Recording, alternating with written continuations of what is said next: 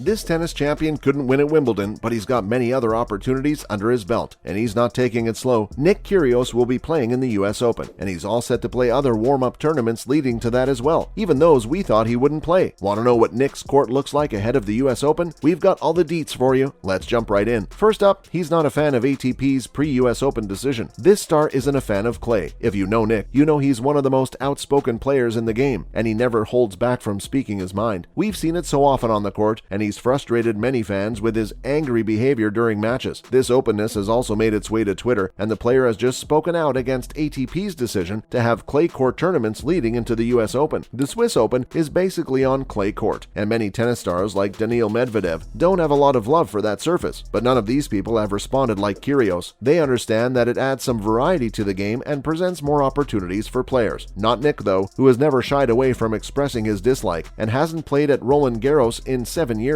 This year, he had only one clay tournament in Houston. That too was his first in 3 years. This time, he's particularly angry about the scheduling. The ATP announced the tournaments beginning this week, and Nick responded, "Why is there clay leading up to the US Open swing? This isn't the first time he's done this." He attacked the event last year too, saying it's detrimental to tennis. We don't know much about that, but we understand one thing. The US Open is one of the biggest Grand Slams, and the singles and tournaments leading up to that are pretty important warm-ups. So we get why Nick's frustrated. After all, this man is doing all he can for his big US Open quest, and we all know that ATP scheduling is a significant factor in that. Next, Nick was set to play the Atlanta Open, but he's not going to play anymore. The 27-year-old's player's preparation for making a run at the US Open has begun, and abruptly stopped. He was all set to perform in the Atlanta Open this week, but it seems like he's been forced into a super late withdrawal here. He made the announcement a few days back, and it came off as quite a surprise to many. You see, Kyrgios has won a doubles match against the Aussie player Thanasi Kokkinakis just a day before. If you ask us, we had our eyes set on him playing in the final, but he's chosen to opt out much before that. Apparently, it's due to a lingering injury, and the player doesn't want to risk it anymore. It goes without saying that Nick's not very happy about this. He's won the Atlanta Open once before, and he says he's playing the best tennis of his career and is shattered he won't be able to compete. He apologized to all his fans and critics and promised us he'll make it the next time, but for now, he's off the Atlanta court. The Aussie's prep for the big Grand Slam tournament has gotten off to a concerning start, but he's got other options, especially now that he can play the Western and Southern Open after a 3-year gap. And now for the big one, Kyrgios is handed a wild card for the Southern and Western Open. It seems as if this controversial player will be traveling to Cincinnati after a 2-year break. Nick has been handed a surprise wild card into the ATP 1000 Southern and Western Open. This announcement came up on July 25, just ahead of his Atlanta withdrawal. Can't help but be a little sus here. Was it really an injury that made him withdraw, or was it that he didn't want to risk anything for this Open? After all, this is the biggest step-up tournament ahead of the US Open. While Nick's unseeded this year, we think he can pull off some ranks. After all, he made it to the Wimbledon finals, and we believe the player would have been selected if Wimbledon wasn't stripped of ranking points due to the Russian ban this year. Plus, we can't forget that he made it to the finals for this Open just 5 years ago, and he's been in much better shape this year, so we think he's got a shot. Of course, this is all pretty surprising given that the 27-year-old hasn't played this Open since 2019, and his last appearance was quite memorable, and we mean memorable in the worst way possible. Who can forget Nick's ugly meltdown in his match against Russian player Karen Khachanov? We certainly can't. Fighting for a spot in the top 16, the player kinda sorta lost it in a series of unsportsmanlike activities that involved smashed rackets and verbal abuse against the umpire and his opponent. This wasn't the first time he'd done something like this, nor was it going to be his last. He's done it with names like Casper Ruud and Rafael Nadal, and has been faced with many heavy fines and suspensions. In 2019, this man faced a record-high fine of $113,000, and the ATP suspended a 16-week ban on the player. Anyway, back to the present. Points or no points, a Wimbledon runner-up is no small achievement, and it seems like it's enough to get the Australian a wild card. Nick is ranked 47, so he fell just outside the automatic qualification criteria for this Open. That was quite sad, but he's right back in with his wild card. After all, the Western and Southern Open has a very impressive list, with people like Rafael Nadal and Daniil Medvedev expected to play. With the Atlanta Open out of the way, Nick's full attention seemed focused on prepping for this tournament in early August, his best gateway to the US Open later. Let's hope no more injuries come up this time. Fingers crossed. Finally, Nick might be unseeded at the US Open, but he couldn't care less. The Canberra native's road to the US Open seems smooth, save for the Atlanta bump, but for now it looks like this player will go unseeded into the Grand Slam tournament, much like he was at Wimbledon. But Nick isn't much bothered by this, or at least he's trying not to be. An unfazed Kyrgios said it doesn't matter if he's seeded or not. He said that regardless, players at the Open know that the ball is out of their court. The Wimbledon finalist says that the only thing determining his success is his confidence and performance in the Open. He may be in the top 60 for the world, but he feels like he's in the top 10 and nothing can stop him now. What, do you think he's acting entitled? Duh, it's Nick Kyrgios. That's what he does. Have you ever seen the guy talk? We don't know whether to praise his faith in himself or laugh at his overconfidence, but we can't deny that his performance has seen quite the improvement this year. He was up against Novak Djokovic, and that's no joke. Guess we'll have to wait and see how he does in the States. And now it's time for some other news. First up, Kyrgios says the Wimbledon loss was a blessing in disguise. This world top 50 player says that winning at Wimbledon might have killed his motivation for the rest of his career. He said that the loss had helped extend his career, and he was kind of grateful for it. Everyone knows Wimbledon is one of the biggest titles in tennis, and he thought that if he won that one, he would have felt like his goal was achieved. What then? What would motivate him after that? He also praised his colleagues who have won the tournament before, saying that the run to Wimbledon, or to any Grand Slam title for that matter, requires a lot of mental strength and energy. The fiery Aussie said, "You can lose a Grand Slam in a day, but you can't win one." Next, Nick is excited to team with Jack Sock for the Washington doubles event. This 27-year-old tennis star will compete in the Washington doubles this year, teaming up with four-time Grand Slam champion in doubles Jack Sock. While the player is excited, he also feels some pressure playing alongside the American, who's known as one of the best doubles players in the world. It's not the first time the two are paired together. They made their team debut in 2015 and even won the Lion doubles title in 2018. Nick says he loves playing with the best player in the world, but he also hates the pressure that comes with it. Finally, Nick's court date is postponed by 3 weeks. The tennis court isn't the only court this guy is going to. Not sure if many of you are aware, but the Australian is facing a common assault charge from an incident dating from January 2021, and a court case is underway. His court date was moved by 3 weeks, from August 2nd to August 23rd. That's close to the US Open, and it could have caused some hindrances in Nick's overambitious plans, but the player isn't required to attend the session as long as he's legally represented. So far, he's okay. That's a wrap on this video. Do you think Nick can make it to the US Open Finals? Let us know in the comments below. Make sure to give this video a thumbs up and subscribe to our channel for more videos like this. See you in the next one.